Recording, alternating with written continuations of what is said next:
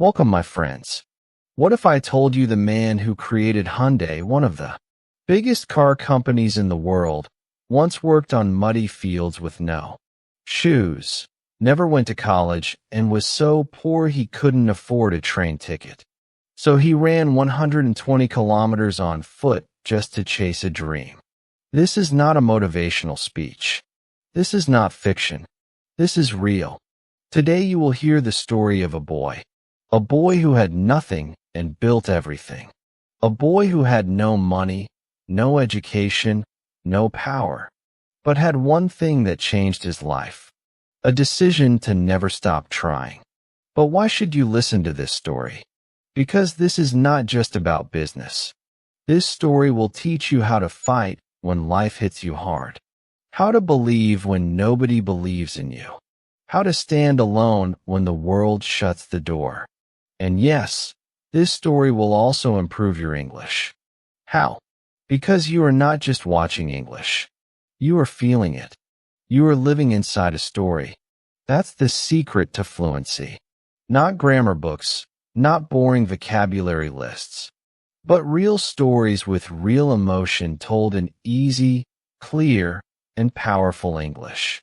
So listen closely, because this video might not just teach you English, it might change your life. Now, let's begin the story of the man who started it all. Part 1. The boy who had nothing. Let's go back. The year is 1915. We're in a small, poor village in North Korea. Yes, before Korea was divided. A boy named Chung Ji-young is born into a family of farmers. They grow rice. They live in a straw roof house. They eat simple food, sometimes not enough. He is the eldest son in the family. That means he must help at the field every day. No shoes, no toys, no time to dream. From age 7, he carries water, cuts grass for cows, and helps plant rice. His father is strict and believes in one rule: work hard, don't dream. A farmer's son must become a farmer. But little Chung was different. Even as a child, he wanted more. He would stare at the mountains and think, is this all there is to life? When he was around 14 years old, he had a dream. He wanted to study, go to school, learn math, become a teacher. So one day he secretly left home and walked miles to enroll in a school. But his father found out, and in anger he dragged him back to the farm. Stop dreaming, his father said. Dreams don't feed hungry mouths.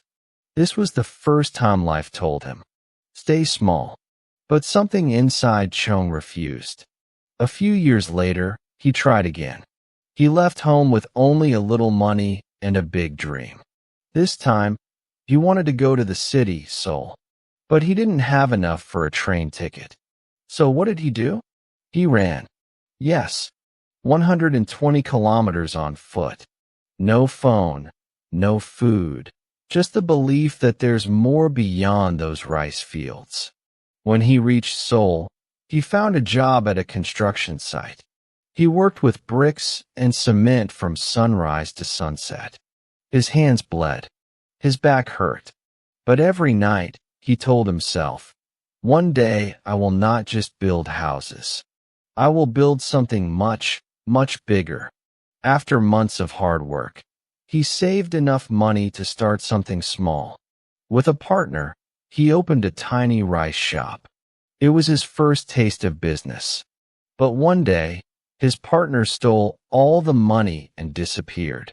He lost everything. Many people would have gone back to the village, but not Chung.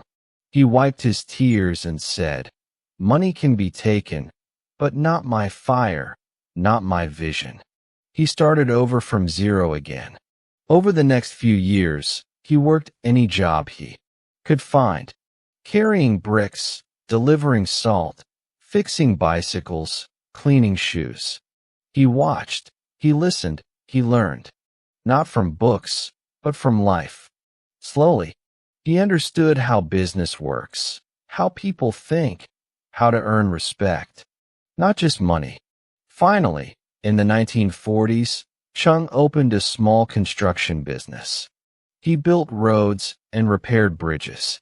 Even the government started noticing his work. And then World War II ended. Korea was in pieces, broken, divided. But Chung saw opportunity. Where others saw ruins, he saw future roads. Part 2. Building from Ashes. The birth of Hyundai. We ended part 1 with Chung Ju-young opening a small construction business. But let's not move too fast because the world he was stepping into, Korea in the 1940s, was not a world full of hope. It was a country that had just been freed from Japanese control after decades of occupation. But freedom didn't feel like freedom. The country was broken, poor, ruined. No proper roads, no clean water, no big companies, no system. Korea was like a body with a heartbeat but no bones. But where others saw nothing, Chung Ju-young saw possibility. He believed if the country is broken, then we must rebuild it. We the people must become the builders. Step 1. In 1946, when he was around 31 years old, he officially started his company. He named it Hyundai, which means modern in Korean. Think about that. A man who grew up in the rice fields barefoot without education started a company called Modern. He didn't just want to build roads. He wanted to build the future. At first, Hyundai was just a small construction firm. They built roads, bridges, repair buildings, mostly small jobs, but his mindset was always different. Most people would say, we're too small to take big projects. But Chung said, we are small because we never take big projects. He started bidding for bigger jobs. He took risks. He hired people smarter than him. And he watched everything like a hawk. He didn't sit in an office. He visited construction sites himself. He talked to workers. He checked every stone, every brick. He believed if you build something, it must be strong enough to carry the future. The Korean War. In 1950, the Korean War began. North versus South. Brother against brother. Cities burned. Thousands died. For many businesses, it was the end. But for Chung Ju-young, it was the beginning of something massive. He didn't run. He didn't shut down Hyundai. He looked at the destruction and thought, the country will need roads again. The country will need buildings again. And I will be the one to build them. He started working with the South Korean government, helping to rebuild key infrastructure. His workers were not just laborers. They were rebuilding their own homeland. This made Hyundai stronger, not just as a company, but as a name. People began to trust the name Hyundai because when everyone was afraid, Hyundai kept moving. One of the most famous and powerful moments in Chung's life came in the 1960s when the South Korean government gave him a challenge. We need a bridge built over the Han River. Can you do it? Now here's the truth. Hyundai had never built a bridge before. Other companies laughed. They said, he doesn't even have an engineering degree. He's not a bridge builder. He's just a construction guy. But Chung said, if we keep saying we can't, we'll never learn how to do it. So he took the project. He gathered a team, hired engineers, studied every blueprint, visited bridges around the world, and then he started building. Every day he stood by the river watching, planning, correcting. And after only 4 months, the Han River Bridge was completed. The same people who laughed at him now stood in silence. Because a rice farmer's son had just built one of Korea's most important bridges. This wasn't just a bridge. This was a symbol, a message to the world. South Korea is rising, and Hyundai is helping it rise. After the bridge, Hyundai's reputation exploded. The government began trusting him more. He was given highways to build, dams, ports, shipyards. But Chung wasn't satisfied because deep down he still remembered being a poor boy with no shoes. He wanted more than just money. He wanted transformation. He said, "We cannot just copy the world. We must create." So he made a decision that shocked everyone. Hyundai will build ships. People laughed again. South Korea has no experience in shipbuilding. We don't even have the technology. But Chung smiled and said, "Then we'll learn. We'll start. We'll try." He met with British shipbuilders and convinced them to partner. He studied shipyards.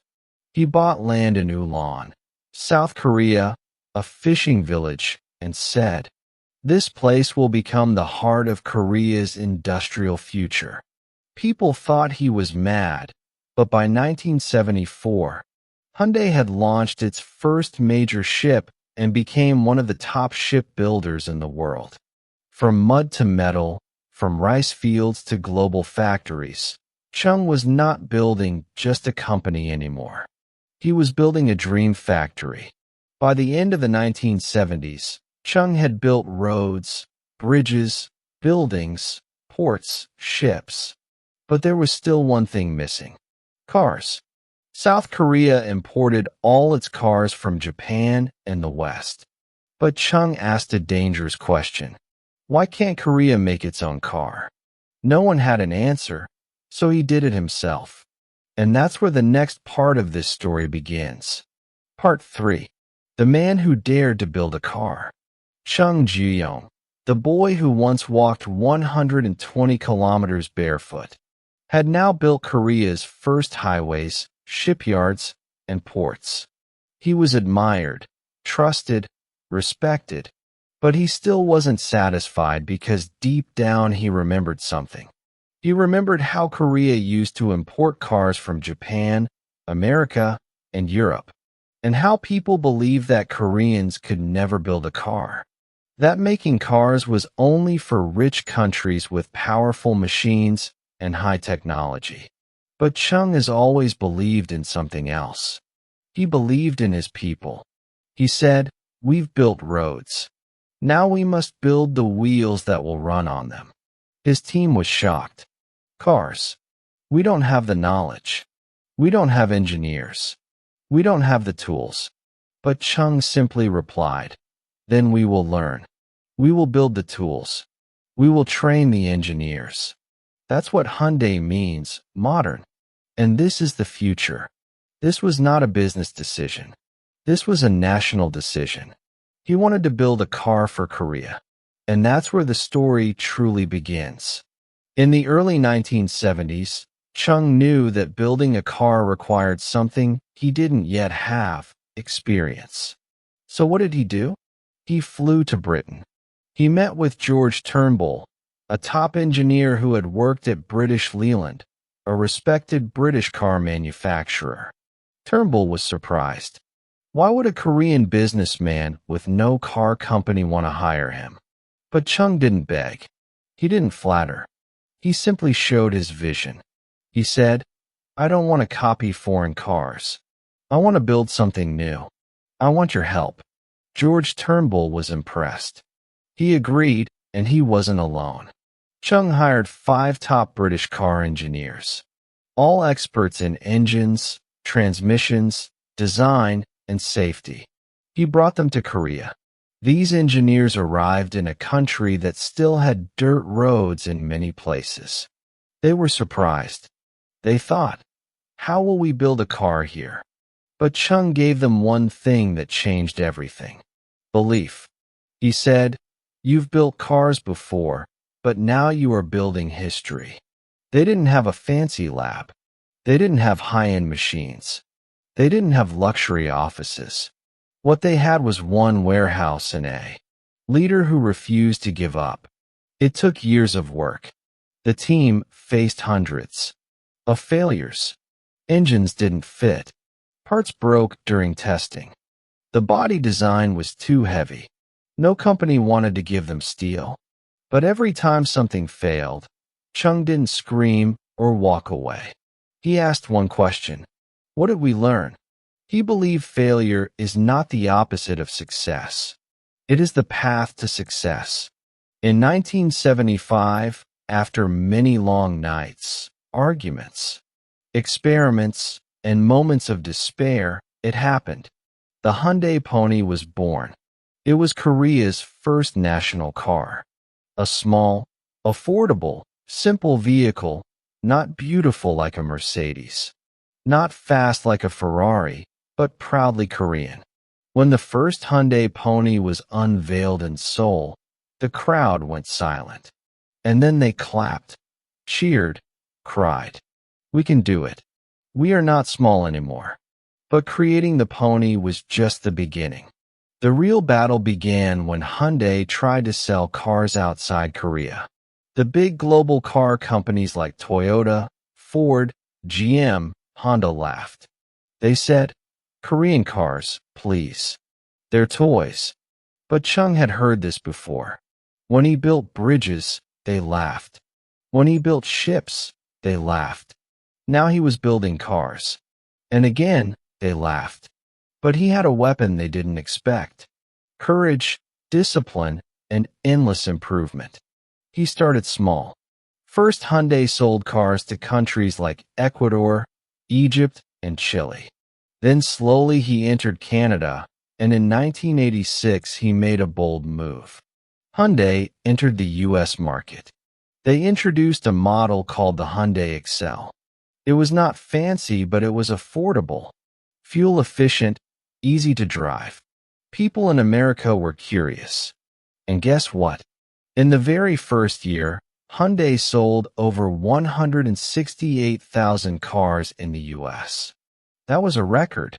The same companies that laughed now began to worry. But success was not permanent. As Hyundai sold more cars, something started to go wrong. Many cars had problems with engines, air conditioning, parts. Customers started complaining. American newspapers began calling Hyundai a low-quality brand. Sales dropped. Respect vanished. And once again, Chung Ju-young stood on the edge of disaster. His team panicked. They said, let's reduce production. Let's stop exporting. But Chung said no.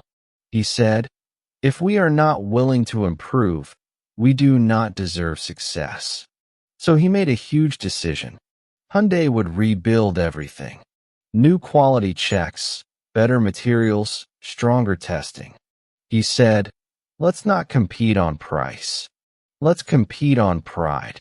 And year after year, Hyundai improved. They didn't just make cars. They made better cars. By the late 1990s and early 2000s, Hyundai had transformed. The world slowly began to see Hyundai not as cheap, but as reliable, smart, and well-built. The same company that once couldn't build a single tire was now winning international car awards. JD Power Quality Awards, Design Awards, safety recognitions. In America, people began saying Hyundai is not just a good car for the money, it's a good car. Period. After the rise of Hyundai cars in the global market, something strange began to happen in South Korea. People no longer just saw Hyundai as a company. They saw it as hope. Because whenever the country faced a problem, Hyundai stepped in. Whenever something seemed too big, too impossible, too expensive, there was one man who always said, we will do it. That man was Chung Young. But this new phase of life was not about small ideas anymore. It was about rebuilding a country's future, one massive dream at a time. By the early 1990s, South Korea had transformed. It had moved from poverty to power, from survival to growth. And much of that growth had one thing in common: Hyundai's name on it.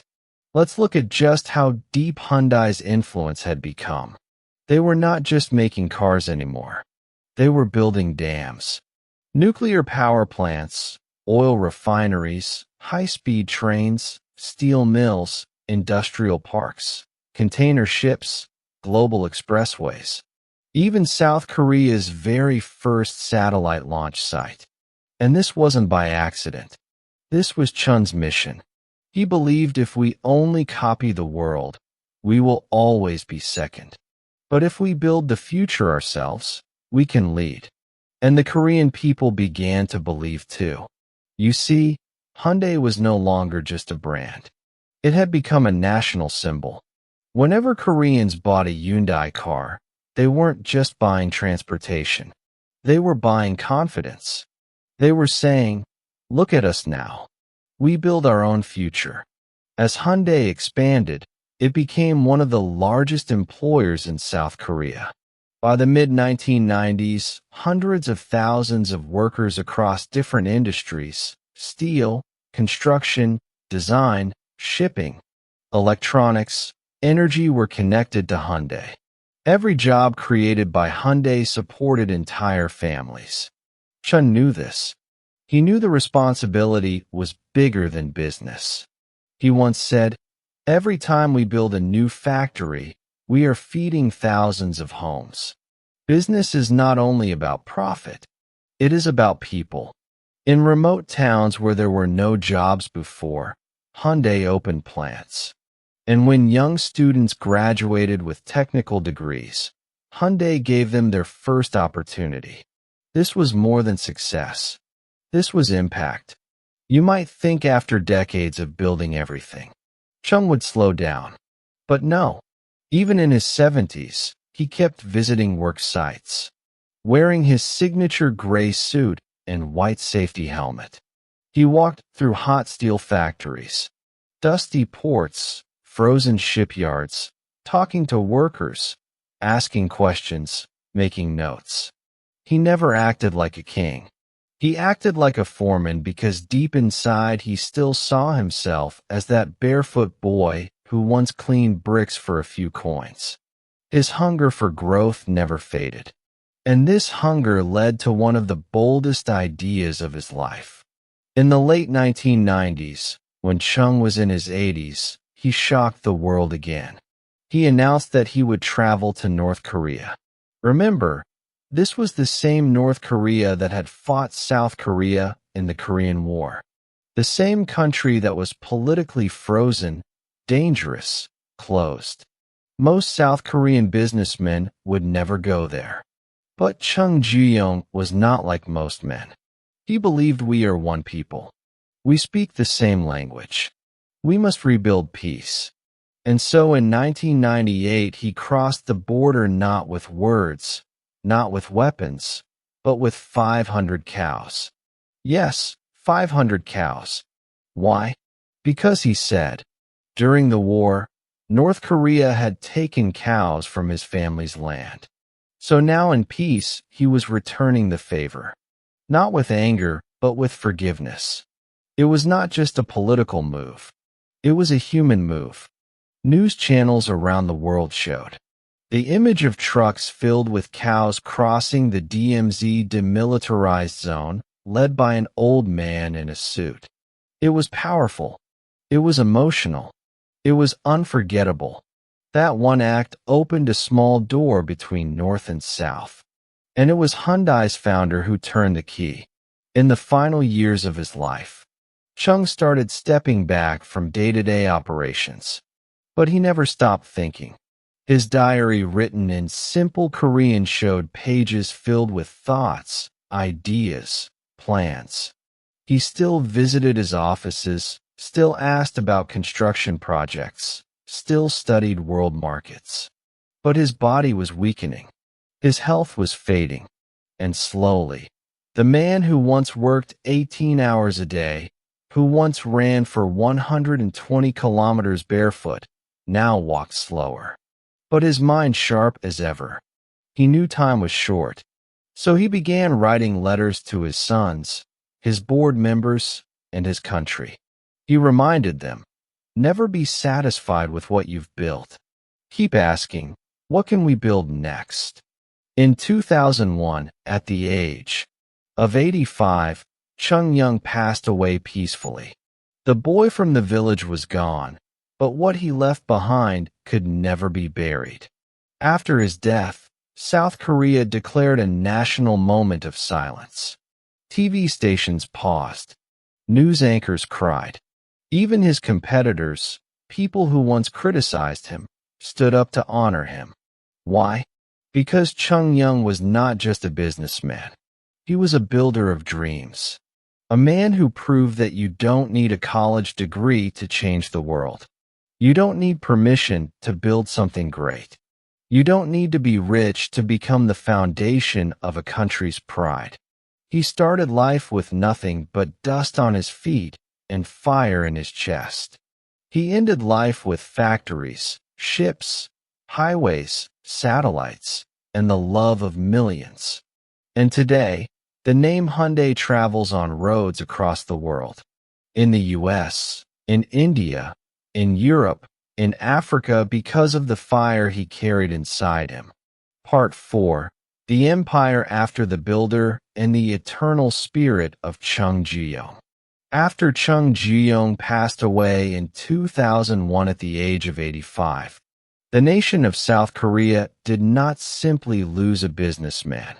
They lost a father figure, a symbol of resilience, a man who had been there through war, through hunger, through failure, yet never backed down.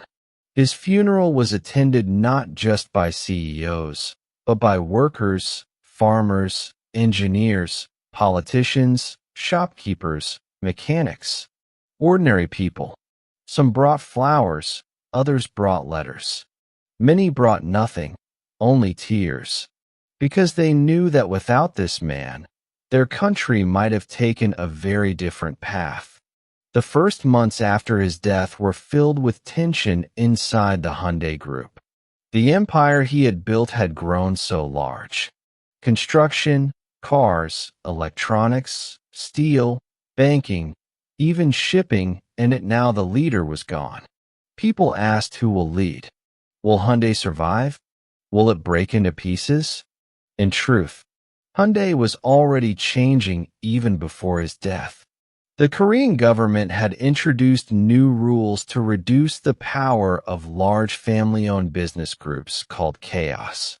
Hyundai, being one of the biggest, was asked to restructure. So after Chun's death, his sons and executives made a bold decision. Hyundai would break into multiple companies, each with its own leadership and focus. This was painful, but it was also necessary. Why? Because Chung's dream was not about one man holding everything. His dream was growth, innovation, and freedom. So Hyundai split into many companies, including Hyundai Motor Company, cars, Hyundai Engineering and Construction, Infrastructure, Hyundai Heavy Industries, Shipbuilding, Hyundai Steel Materials, Hyundai Mobis Car Parts, Hyundai Rum Trains, and Military Equipment. And slowly each of these companies began to stand on their own feet. They honored the founder not by copying him, but by continuing his spirit. Of all the companies in the Hyundai family, the motor company carried the deepest emotional weight.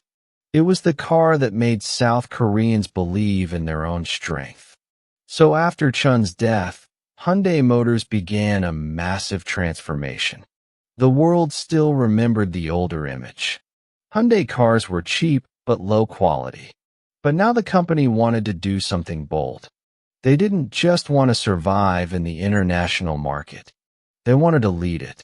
So they invested heavily in design, bringing in top designers from Germany and the US technology, developing hybrid electric and hydrogen-powered vehicles. Safety, earning top ratings in crash tests. Branding, changing Hyundai from cheap and basic to smart and modern. They opened research centers in South Korea, the US, Germany, and India. They created luxury brands like Genesis to compete with Lexus, BMW, and Mercedes-Benz. They entered Formula One racing technology partnerships, proving their cars were not just reliable. They were high-performance machines. And by the mid-200s 10s, Hyundai was no longer a joke in the car world. It was a giant.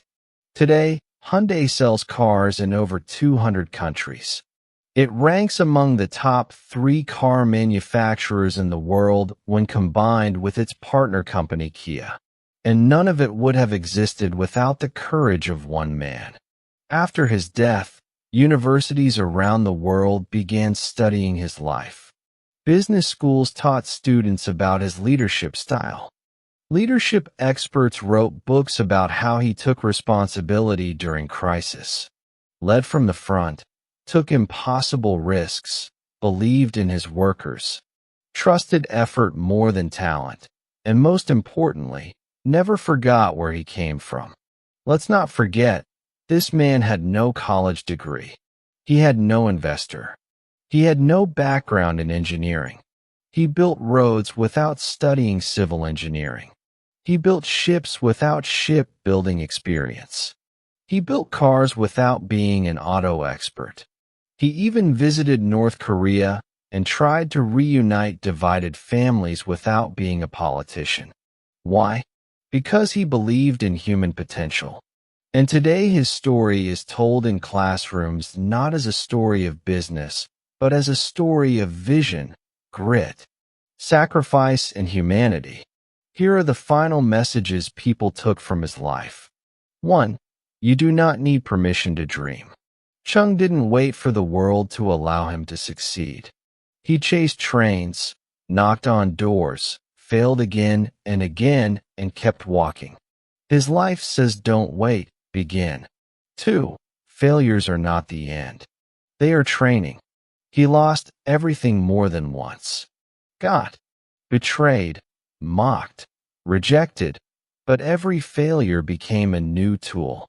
His lesson: if you are afraid of failure, you are afraid of growth. 3. Help others rise as you rise. He didn't just make money. He created jobs, gave people a reason to stay in their hometowns, supported education, donated to schools, and helped rebuild communities. His message: real success is not about how high you go. It's about how many people you lift with you. The most powerful tool is not money, it's character. When people trusted Chung, they didn't do it because he was rich. They did it because he was honest. He kept his promises. He paid his workers. He stood in front of his mistakes. Even when Hyundai failed in America, he didn't hide. He said, "Let us improve. Let us do better." And they did. Today, many people drive Hyundai cars without knowing the story. They press the accelerator, play music, and look out the window, unaware that this simple car is a symbol of one man's unstoppable will. But some of us remember. We remember a boy born in a poor village in North Korea who was told not to dream, who couldn't afford a train ticket, who ran barefoot across mountains chasing a future no one else could see. We remember how he failed, got back up, and failed again. How he built roads, ships, cars, and dreams. How he didn't just change a country. He changed what people believed was possible. So what is the real legacy of Chung Yeo? It is not just Hyundai. It is not just factories or bridges or awards. His legacy is this truth. Even if you are born with nothing, if you keep moving, if you keep building, one day the world will drive on your roads, sail in your ships, and believe in your story. That is the story of the boy who created Hyundai. And it is a story that must never be forgotten. Let this be more than a video. Let this be a message. If you have a dream, fight for it. If you have a setback, rise again. And if the world tells you you can't, remember this name, Chung Yeo, and reply to the world with his famous words. Have you tried? And now, before we close this story, let's look at what Hyundai has become today. The company that started with nothing, not even enough money for a train ticket, is now one of the biggest companies in the world. Today, Hyundai is worth over $50 billion. Its cars run in more than 200 countries. Its factories give jobs to over 250,000 people around the globe. And Hyundai has built some of the most expensive and advanced ships in the world, including massive container ships, high-tech oil tankers, military vessels, and their luxury car brand Genesis. It now competes with Mercedes-Benz, BMW, and Lexus, and wins international awards. All of this he'd started from a boy with no shoes. This is not just the story of a man. This is the story of what is possible. So if life is hard right now, if you feel poor, alone, or small, if people say you're not smart enough, not rich enough, not strong enough, then remember this story and remember this name, Chung Ju Young, because if he can do it, why not you? And if you want more stories like this, stories that inspire you, stories that teach you English, stories that make you believe in yourself again, then subscribe to our channel now. Because we don't just tell stories, we give you the courage to write your own.